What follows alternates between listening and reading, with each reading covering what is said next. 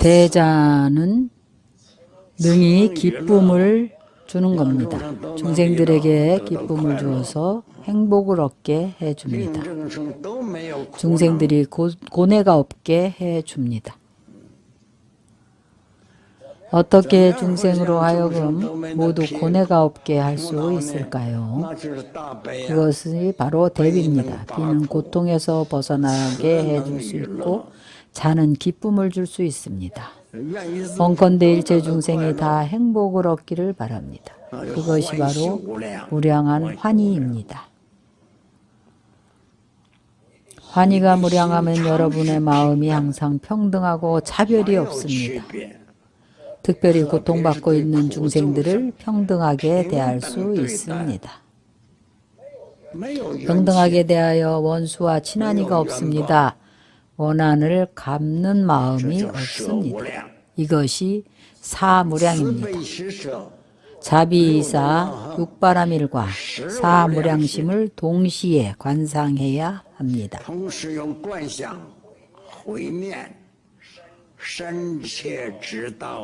일체 제법이 본래 고요하다는 것을 깊이 알아야 합니다.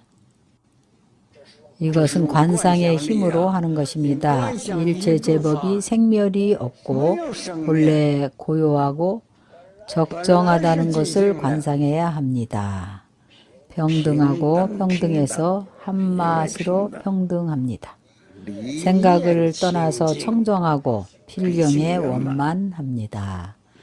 이것은 지장보살께서 우리에게 이렇게 가르치신 것입니다.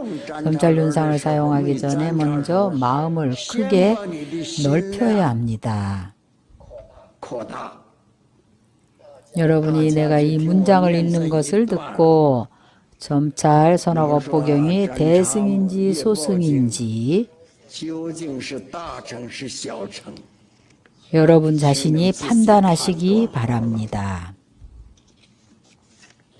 또 마땅히 마음을 모아서 나 지장보살에게 공양을 해야 합니다.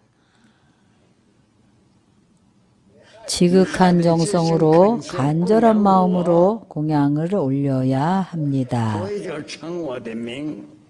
혹은 나의 명호를 칭명해야 합니다. 마땅히 칭명하고 공양을 올리거나 혹은 묵념으로 지장보살을 염해야 합니다. 묵념으로 염해도 됩니다. 일심으로 고하여 이르기를 염불만하고 또 공경하게 절만하는 것으로는 안 됩니다. 반드시 지장보살님께 보고를 드려야 합니다. 지장보살님께 내용을 구해야 합니다.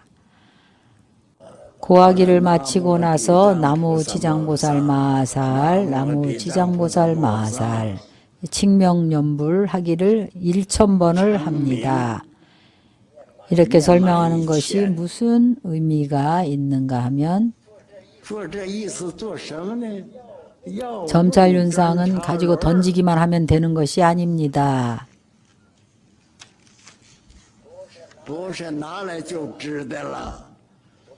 길거리에서 돈 몇 푼 주고 육효를 뽑아보거나 주사위 전보는 그런 것이 아닙니다. 지장보살 명호를 1000번 연불한 다음에 또 바로 발언을 해야 합니다. 그리고 또 지장보살 상 앞에서 여쭈어야 합니다. 지장보살 마살이시여 당신은 대자대비하신 보살이십니다.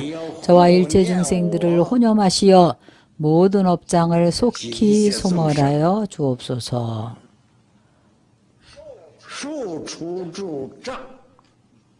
저에게 도의 장애가 되는 모든 인연들을 다 소멸하여 주옵소서. 현재 저는 아직 신심이 부족하지 못했습니다. 청정한 신심이 증량되게 가호하소서. 이렇게 청하신 분은 바로 견정신 보살입니다. 왜냐하면 우리가 신심이 부족하지 못했기 때문에 견고하고 안정되기는 고사하고 그런 신심을 아직 일으키지도 못했기 때문에 그래서 나에게 정당한 신심을 증장하게 해달라고 하는 것입니다. 그리고 우리가 던진 윤상이 진실하게 상응하게 해달라고 청합니다. 그렇지 않으면 당신이 자비로워서 돌봐주지 않아서 이 윤상이 상응하지 않는 것입니다. 지장보살님의 자비를 청해서 제가 짓고 묻는 일들을 상응하게 한다는 것은 바로 서로 맞는다는 뜻입니다. 무엇을 물었는지 윤상이 그 일에 대해서 대답을 해주는 것입니다. 나는 어떻게 해야 하는지 알려주면 그렇게 하면 됩니다. 우리는 어떻게 하는 것이 좋은지를 모릅니다. 윤상을 사용해서 지장보살님께서 알려주는 대로 합니다. 지장보살님께서 여러분에게 어떻게 하라고 알려주면 그렇게 하면 됩니다. 윤상을 사용할 때 먼저 지장보살님께 여쭈어야 합니다. 말씀을 드리고 나서 이렇게 절을 하고 또 여쭙고 나서 그리고 나서 손으로 윤상을 잡습니다. 그냥 목륜을 받자마자 던지는 것이 아니라 이런 과정을 거치고 나서야 목륜을 던져봅니다. 이 목륜은 세 가지 종류가 있습니다. 그 세 가지를 전부 같이 던지는 것이 아닙니다. 매일 아침 일찍 던져보는데 청정에 젖는가를 던져보는 겁니다.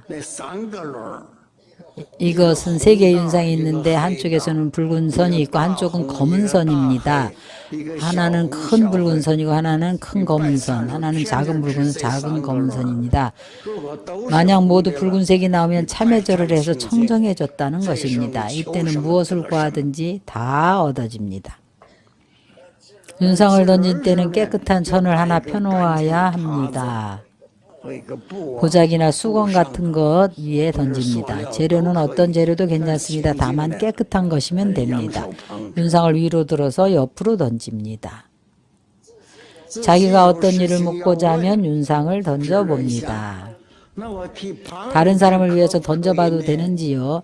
다른 사람을 위해서 던져봐도 됩니다. 자기 스스로 자신 일을 관하거나 혹은 다른 사람을 위해서 관하고자 하면 다른 사람을 관한다는 것은 그 사람을 보거나 혹은 어떤 스님에 대해서 알고자 할 때입니다. 간단하게 말하면 이 몽찬노 스님이 좋은 스님인지 아닌지를 던져보면 윤상이 여러분에게 알려줍니다.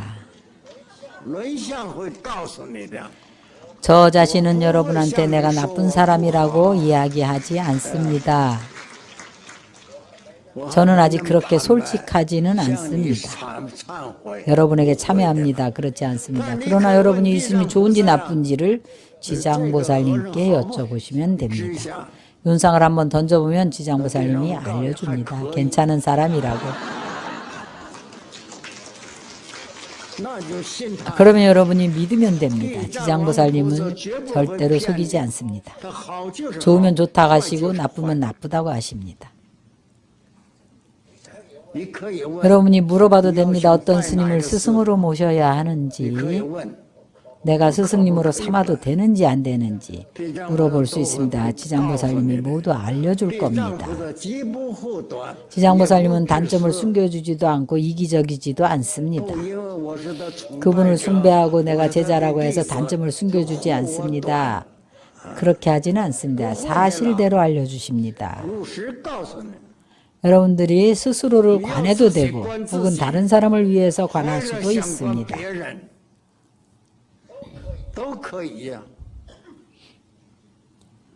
모두 다 할 수가 있습니다.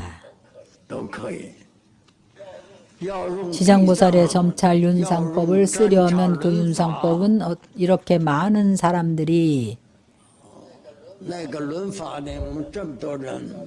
여러분들이 배울 때 점찰을 해보아야 합니다. 할 줄 아는 많은 법부들이 있습니다. 서로 전해주어도 됩니다. 여러분들이 서로 배우면 됩니다. 첫 번째로 무엇을 해야 하는가 하면 반드시 정성스러워야 됩니다. 정성스러운 마음으로 해야 합니다. 정성스럽다는 의미는 경전에서 말한 지극한 마음, 지심입니다. 이 지극한 마음은 지장보살께서 우리에게만 말씀하신 것입니다. 상지심이 있고 중지심이 있고 하지심이 있습니다. 상지심은 우리는 모두 도달할 수가 없습니다. 성인이래야 상지심이 있습니다. 그러나 우리는 하지심이라도 그것을 잠난하게 하지 말아야 합니다. 마음에 잠난한 마음이 없어야 합니다. 여러분들이 참회실에 들어갈 때에 반드시 밖의 일을 모두 다 참회실 문 밖에 내려놓고 들어갑니다. 안으로 가지고 들어가서는 안 됩니다. 참회실 안으로 들어갔을 때는 마음에 두 가지 생각이 없어야 합니다. 만약 여러분이 그렇게 하지 못하면 나무 지장보살, 지장보살님 형상을 생각하고 입으로는 지장보살님 명호를 염합니다. 그러면 됩니다. 그러면 지심이라고 할 수가 있습니다. 생각 지장보살님을 떠나지 않습니다.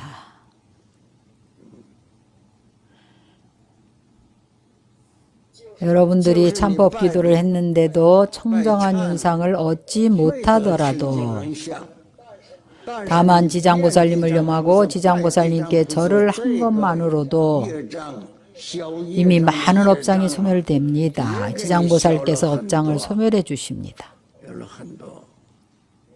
꿈속에 길상하지 못한 일을 만났을 때나 혹은 사업이 뜻대로 되지 않을 때도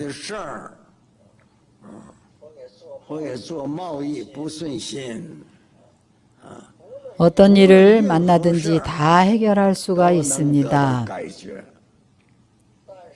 다만 여러분들 자신이 반드시 지극하고 정성스러운 마음이 있어야 합니다.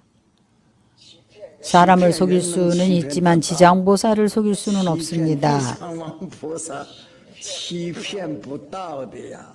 여러분들이 이 점에 대해서는 다 믿으실 거라고 생각합니다.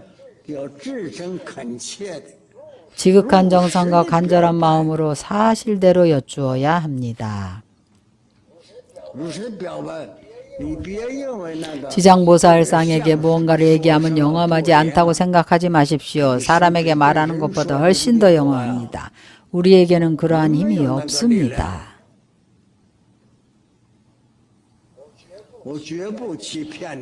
내가 절대로 여러분을 속이지 않습니다. 이것은 내가 직접 경험한 것입니다.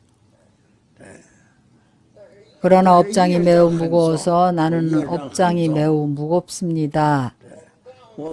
나는 홍일대사를 보내드리고 나서 사찰로 돌아왔습니다. 샤먼에 있는 사원으로 돌아왔습니다. 칭다오에서 폐관을 하면서 점찰 참법 수행을 했습니다. 몇 번의 7일을 지날 때까지 기도를 했는데 이미 윤상도 거의 다 청정해졌습니다. 일본이 칭다오를 점령했습니다. 7.7사변 이후에 칭다오로 쳐들어왔습니다. 우리는 완전히 모든 것이 멈춰버렸습니다. 이것은 큰 장애였습니다. 그러나 이 점찰 윤상 기도를 성취하죠. 성공하지 못하고 나서 그 이후에 몇십 년을 아주 어렵게 지냈습니다. 아주 괴로운 나날들이었습니다. 그 이후 몇십 년이 지나서 1989년에 뉴욕의 맨하탄에 있을 때에 그들이 나에게 점찰 선악 업보경을 강설해 주기를 청했습니다. 그래서 시작했는데 그렇게 순조롭지는 않았습니다. 중간에 또 10년이 지나서 1989년에서 1998년이 되었습니다. 오대산 보수사에서 점찰 선악 업보경을 강설했습니다. 이 중간에 지금 금년도가 2009년입니다. 1998년에서 2019년까지 하나의 법을 설하고 배우고 하는데 여러분들이 함께 배울 수 있는 이러한 인연이 모두 다 불가사의합니다. 모두 다 상상할 수 있는 것이 아닙니다. 내가 대만에 왔을 때 본래는 건강을 좀 단련하려고 왔었습니다. 내가 오대산에 있을 때 이미 몸이 매우 안 좋았습니다. 내가 말하기를 오대산에 있으면 건강이 안 좋으니 산에 내려가서 몸을 좀 단련 좀 해야겠다고 했습니다. 태원으로 내려왔는데 태원에서는 몸이 좋아졌습니다. 그래서 좀 더 멀리 가도 되겠다 해서 대만까지 생각이 들었습니다. 한번 생각을 내니까 바로 영험했습니다. 대만에 와서 다시 설법을 한다든지 경전 강의를 할 생각을 하지는 않았습니다. 자신에게 그런 힘이 없다라고 생각을 했습니다. 비록 나는 내가 늙었다는 것을 인정하지는 않지만 그러나 95살입니다. 역시 늙은 겁니다. 이것은 지극히 현실적인 일입니다. 현실적인 일이기 때문에 인정하고 인정하지 않고의 문제가 아닙니다. 인정하든 안 하든 늙은 것은 늙은 겁니다.